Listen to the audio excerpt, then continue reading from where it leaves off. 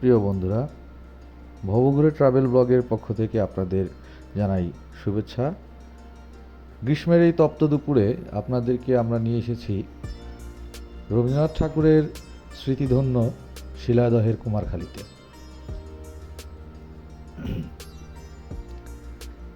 বাংলাদেশের কুষ্টিয়ার সংস্কৃতি সমৃদ্ধ হয়েছে বেশ কয়েকজন মহামানবের সংস্পর্শে। এখানে জন্ম নিয়েছিলেন মরমী ফকির লালন শাহ, সাহিত্যিক মীর মোশাররফ হোসেন, কাঙ্গাল হরিনাথ মজুমদার সহ আরও অনেকে। তাদের মধ্যে অন্যতম রবীন্দ্রনাথ ঠাকুর। 1807 সালে রবীন্দ্রনাথ ঠাকুরের পিতামহ প্রিন্স দ্বারকানাথ ঠাকুর এ অঞ্চলের জমিদারি লাভ করেন।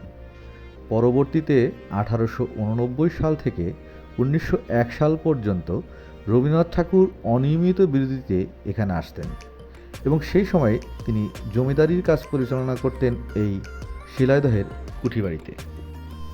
এখনও বহন করে চলেছে কবির বহু স্মৃতি।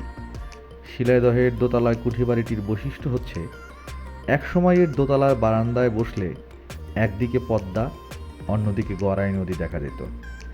ধারণা করা হয়ে থাকে কবির বিখ্যাত কবিতা ছোট নদী কুষ্টিয়ার গড়াই নদীকে কেন্দ্র করে লেখা। আমাদের ছোট নদী চলে বাঁকে বাঁকে, বৈশাখ মাসে তার হাঁটু জল থাকে। এখানে কবির অবস্থানকালে নানা উপলক্ষে এখানে এসেছেন আচার্য জগদীশচন্দ্র বসু, দ্বিজেন্দ্রলাল রায়, প্রমথ চৌধুরী, মোহিতলাল মজুমদার, লোকেন্দ্রনাথ পালিত প্রমুখ তৎকালীন বঙ্গের খ্যাতনামা বিজ্ঞানী, সাহিত্যিক ও বুদ্ধিজীবী।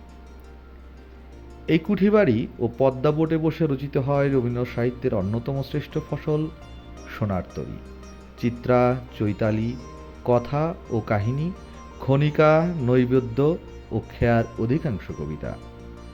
পদ্মা পর্বের গল্প, নাটক, উপন্যাস, পত্রাবলী এবং গীতাঞ্জলি ও গীতমাল্যের গান।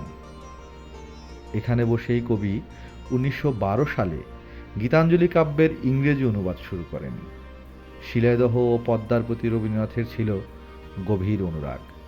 ছিন্ন পত্রাবলীতে এর পরিচয় আছে। কবি একটি চিঠিতে লিখেছেন, আমার যৌবন ও পৌর বয়সে সাহিত্যরস সাধনার তীর্থস্থান ছিল পদ্মা প্রবাহচম্বিত শিলাইদহ পল্লীতে। 1958 সাল থেকে শিলাইদহ রবীন্দ্রনাথের কুঠিবাড়ি প্রত্নতত্ত্ব অধিদপ্তরের তত্ত্বাবধানে রয়েছে। বর্তমানে এটি শিলাইদহ রবীন্দ্র কুঠিবাড়ি জাদুঘর হিসেবে ব্যবহৃত হচ্ছে। আর এই জাদুঘরে স্থান পেয়েছে কবি রবীন্দ্রনাথ ঠাকুরের বিভিন্ন বয়সের ছবি, ব্যবহার্য জিনিস, যেমন চঞ্চলা ও চপলা নামের দুটো স্পিডবোট, আটবেহারার পালকি, পল্টুন, টি টেবিল, কাঠের চেয়ার, সোফা সেট, পালঙ্ক এবং কবির আঁকা বিভিন্ন চিত্রকর্ম। রবীন্দ্রনাথ পদ্মা প্রবাহ চুম্বিত শিলাইদহ থেকে ইন্দিরা দেবীকে একবার লিখেছিলেন, পৃথিবী যে বাস্তবিক কি আশ্চর্য সুন্দরী, তা কলকাতায় থাকলে ভুলে যেতে হয়।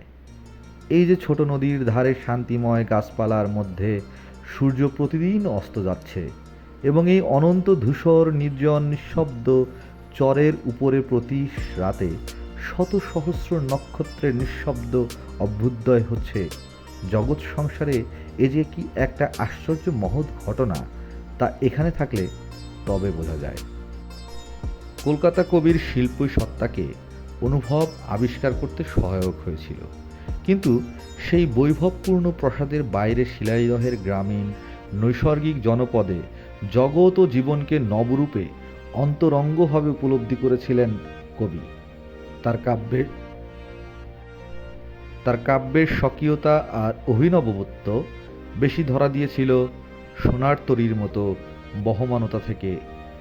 শিলাইদহ রবীন্দ্রনাথের আবেগের উপর তাৎপর্যপূর্ণ রেখাপাত করেছিল।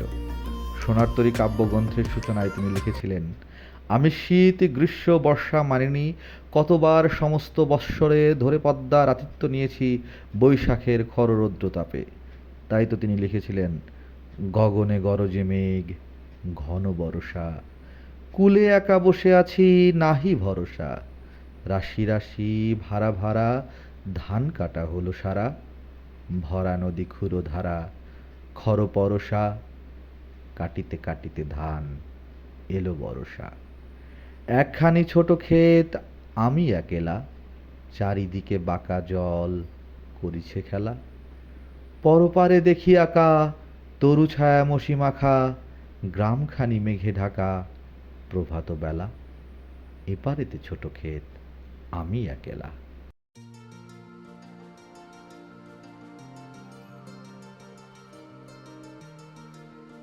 রবীন্দ্রনাথ ঠাকুরের কুঠিবাড়ি জাদুঘর পরিদর্শনের সময়সূচি। গ্রীষ্মকালীন সময়ে রবীন্দ্রনাথ ঠাকুরের কুঠিবাড়ি জাদুঘর প্রতিদিন সকাল 10টা থেকে সন্ধ্যা 6টা পর্যন্ত খোলা থাকে, আর শীতকালীন সময়ে প্রতিদিন সকাল 9টা থেকে বিকেল 5টা পর্যন্ত খোলা থাকে। তবে প্রতিদিন বেলা 1টা থেকে 1টা 30 মিনিট পর্যন্ত জাদুঘর সাময়িক বিরতিতে বন্ধ থাকে। রবীন্দ্রনাথ ঠাকুরের কুঠিবাড়ি জাদুঘরটি সপ্তাহের প্রতি রবিবার পূর্ণ দিন বন্ধ থাকে এবং সোমবার বেলা 2টা নাগাদ খোলা থাকে। রবীন্দ্রনাথ ঠাকুরের কুঠিবাড়ি জাদুঘরের প্রবেশ টিকিটের মূল্য জনপ্রতি 15 টাকা এবং মাধ্যমিক পর্যায়ে ছাত্রছাত্রীদের জন্য প্রবেশ টিকিটের মূল্য 5 টাকা। সার্কভুক্ত দেশের দর্শনার্থীদের 50 টাকা এবং অন্যান্য সকল বিদেশি পর্যটকদের জন্য টিকিটের মূল্য 100 টাকা। কুষ্টিয়া থেকে অটোরিকশা, সিএনজি, ইজি বাইক কিংবা অন্যান্য পরিবহনে সহজেই শিলাইদহ রবীন্দ্র কুঠিবাড়িতে যাওয়া যায়।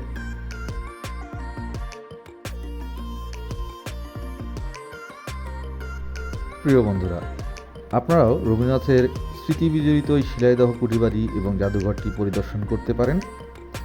এই কুঠিবাড়ি থেকেই রবীন্দ্রনাথ যখন জমিদারি পরিচালনা করতেন তখন প্রতিদিন সকালে পায়ে হেঁটে পদ্মায় গিয়ে সকালে স্নান সারতেন, কিন্তু এখন পদ্মা অনেকটা দূরে সরে গিয়েছে, তবুও কুঠিবাড়ির পাশে পুকুরঘাট, চারপাশে সবুজ গাছগাছালিতে ঘেরা নির্জনতা মনে এক গভীর প্রশান্তি এনে দেবে।